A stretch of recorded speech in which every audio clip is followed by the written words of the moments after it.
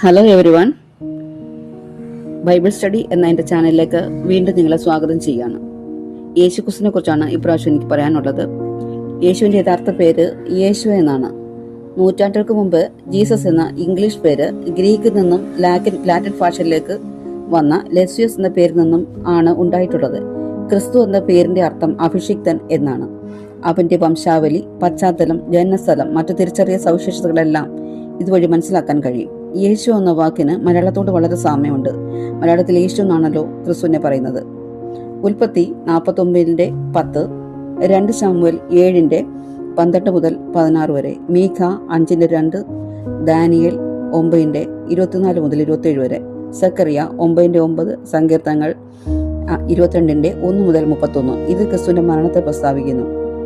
യെശയ്യാവ് 52:13 മുതൽ 53 വരെ, യെശയ്യാവ് 9:6-7. ഇവയെല്ലാം ഇതിന് ഉദാഹരണങ്ങളാണ്. 1310 പ്രാവശ്യം ന്യൂ ഇന്റർനാഷണൽ വേർഷനിലും 983 പ്രാവശ്യം കിങ് ജെയിംസ് വേർഷനിലും അതിന്റെ ന്യൂ ടെസ്റ്റ്മെന്റിൽ യേശുവിനെ കുറിച്ച് പറഞ്ഞിരിക്കുന്നു. യേശുവിനെ പല പേരിലാണ് ബൈബിൾ പറഞ്ഞിരിക്കുന്നത്.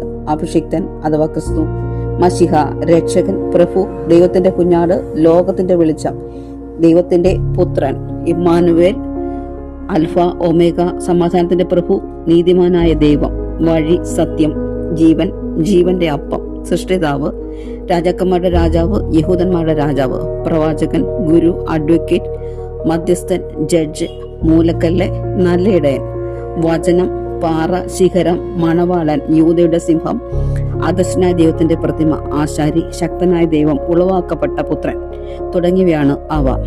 യേശുക്രിസ്തു ഭൂമി ഉണ്ടാകുന്നതിന് മുമ്പേ ദൈവത്തിന്റെ ആദ്യ സൃഷ്ടിയായി കരുതപ്പെടുന്നു. ഉൽപ്പത്തി 1:26 നാം നമ്മുടെ സ്വരൂപത്തിൽ നമ്മുടെ സാദൃശ്യപ്രകാരം മനുഷ്യനെ ഉണ്ടാക്കുക എന്ന് പറഞ്ഞിരിക്കുന്നു. നാം ഒരിക്കലും ഏകവചനമല്ലാകിയാൽ അതൊരു ബഹുവചനമാണല്ലോ. അതുകൊണ്ട് ദൈവവും മറ്റൊരുവനും എന്ന് വേണം കരുതാൻ. യോഹന്നാൻ 1:1 ആദിയിൽ വചനം ഉണ്ടായിരുന്നു, വചനം ദൈവത്തോടുകൂടിയായിരുന്നു, വചനം ദൈവമായിരുന്നു, അവൻ ആദിയിൽ ദൈവത്തോടുകൂടിയായിരുന്നു, സകലവും അവൻ മുഖാന്തരം ഉളവായി എന്നും ഉളവായതൊന്നും അവനെ കൂടാതെ ഉളവായതായി അല്ല എന്നും എഴുതിയിരിക്കുന്നു. അതിൽ തന്നെ 10-ാം വാക്യത്തിൽ ലോകം അവൻ മുഖാന്തരം ഉളവായി എന്ന് പറഞ്ഞിരിക്കുന്നു.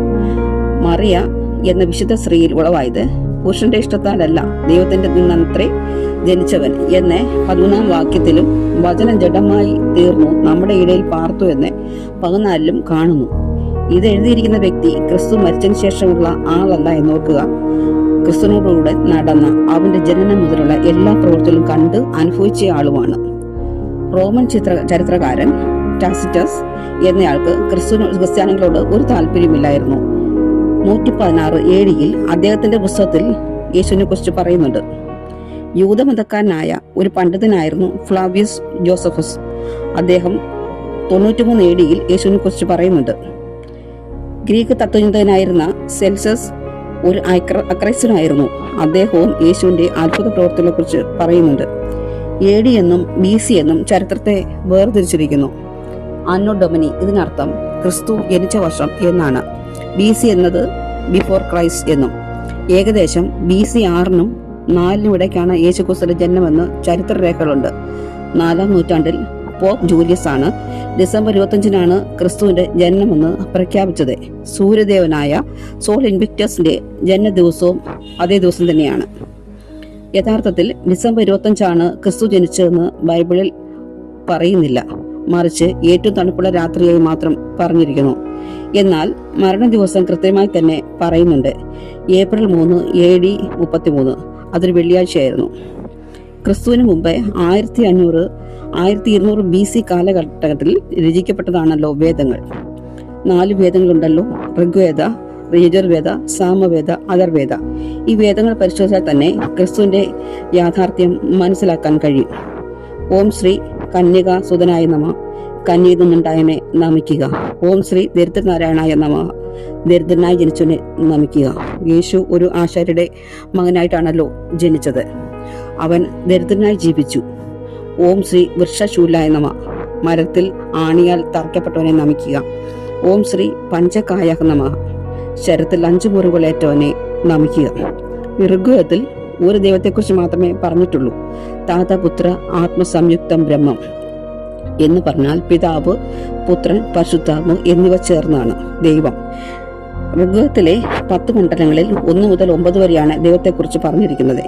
ഒന്നാമത്തെ അംശമായ ദൈവത്തിൽ നിന്നും രണ്ടാമത്തെ അംശമായ പരിശുദ്ധാത്മാവിൽ കൂടി, അതായത് പരമാത്മാവ് എന്നാണ് അതിൽ പറഞ്ഞിരിക്കുന്നത്.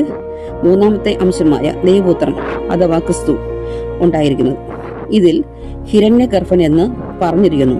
ഹിരണ്യഗർഭൻ എന്ന പ്രജാപതി യഥാസമയം ഭൂമിയിൽ അവതരിക്കുകയും എത്ര യാഗങ്ങൾ കഴിച്ചാലും മനുഷ്യന്റെ പാപമോചനം സാധ്യമല്ല എന്ന് വന്നപ്പോൾ യജ്ഞയോഗ്യമായ രൂപം നൽകാനായി സംശുദ്ധയായ ഒരു സ്ത്രീയിൽ ഒരു ഭ്രൂണമായി ഉരുവായി ജനിച്ചു, വളർത്തപ്പെട്ടു. വേദങ്ങൾ അഭ്യസിച്ച് മനുഷ്യർക്ക് പാപബോധം നൽകി നിയോഗത്തിനൊടുവിൽ ബലിയാകുമെന്നും 3 ആണികളാൽ ബന്ധിക്കപ്പെട്ടു രക്തം വാർന്നു മരിച്ച് 3-ാം നാൾ ദൈവപുത്രനാകിയാൽ ഉയർത്തെഴുന്നേൽക്കുമെന്നും എഴുതിയിരിക്കുന്നു. 10 അവതാരമാണല്ലോ ഹിന്ദുമതത്തിൽ ഉള്ളത്. ഈ 10-ൽ ഒരു അവതാരത്തിന് പോലും ഇത്തരത്തിലുള്ള സവിശേഷത ഉണ്ടായിട്ടില്ല. ഒരു പ്രജാപതി എന്നത് എങ്ങനെയാണെന്ന് ഋഗ്വേദത്തിൽ പറഞ്ഞിട്ടുണ്ട്. രൂപത്തിൽ മനുഷ്യനും സ്വഭാവത്തിൽ ദൈവവുമായിരിക്കണം. ബലിപുരുഷന് മുള്ളുകൊണ്ടുള്ള കാട്ടുവള്ളികൾ ശിരസിലും കരചരണങ്ങളിൽ ഇരുമ്പാണികൾ തറയ്ക്കുകയും വേണം. അസ്ഥികളൊന്നും തകർന്നു പോകാൻ പാടില്ല. മരണത്തിന് മുമ്പ് സോമരസം, അതായത് പുളിച്ച മദ്യം കുടിപ്പാൻ കൊടുക്കണം. കച്ച പൂജാരികൾ പകുത്തെടുക്കണം.